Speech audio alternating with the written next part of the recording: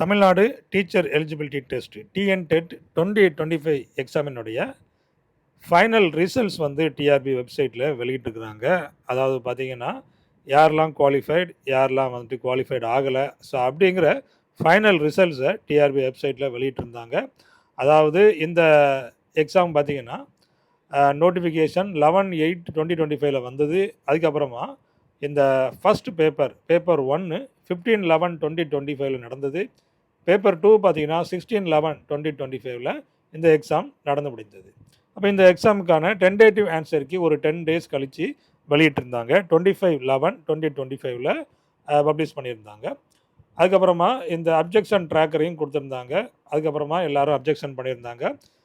அதுக்கப்புறமா இந்த final answer key ready பண்ணணும் இல்லையா, அதனால் சப்ஜெக்ட் எக்ஸ்பர்ட்ஸை வச்சு ஃபைனல் ஆன்சர் கீ ரெடி பண்ணி அதுக்கப்புறமா இந்த கேண்டிடேட்ஸ் எழுதின ஓஎம்ஆர் ஷீட்டையும் வெரிஃபை பண்ணிவிட்டு ஃபைனல் ரிசல்ட்ஸை வந்து இப்போதைக்கு வெளியிட்டிருக்கிறாங்க.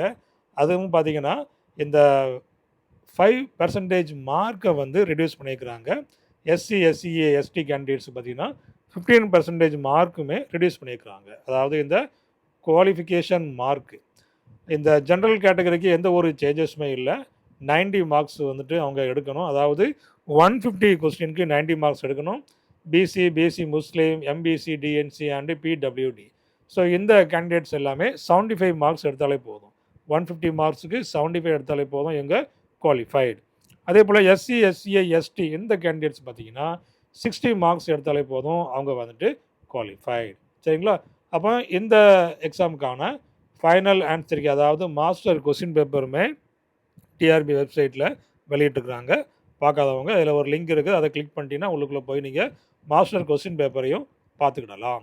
அதுக்கப்புறமா உங்களுடைய தனி ரிசல்ட் பார்க்கணும் அப்படின்னாச்சுன்னா அதுக்குமே அதில் வந்து லிங்க் கொடுத்துக்கிறாங்க. அதில் போய் உங்களுடைய டேஷ்போர்டில் உங்களுக்கான அந்த சர்டிஃபிகேட்டை நீங்கள் டவுன்லோட் பண்ணிக்கிடலாம். சரிங்களா? அதில் பார்த்தீங்கன்னா குவாலிஃபைடுன்னு இருந்துச்சுன்னா நீங்கள் வந்து பாஸு, நாட் குவாலிஃபைடுன்னு இருந்துச்சுன்னா அதில் வந்து ஃபெயில் அப்படிங்கிற டீட்டெயில்ஸுமே அதில் கொடுத்துக்கிறாங்க. அப்போ இந்த எக்ஸாமில் பாஸ் பண்ணவங்க அடுத்தபடியாக யூஜிடிஆர்பி எக்ஸாம் எழுதணும். அப்போ தான் வந்துட்டு போஸ்டிங் கிடைக்கும். ஸோ அப்போ அந்த எக்ஸாமுக்கான ஆன்லைன் கிளாஸஸ் வந்து நம்ம ஸ்டார்ட் பண்ணியாச்சு. உடனடியாக ஜாயின் பண்ணிக்கிடுங்க.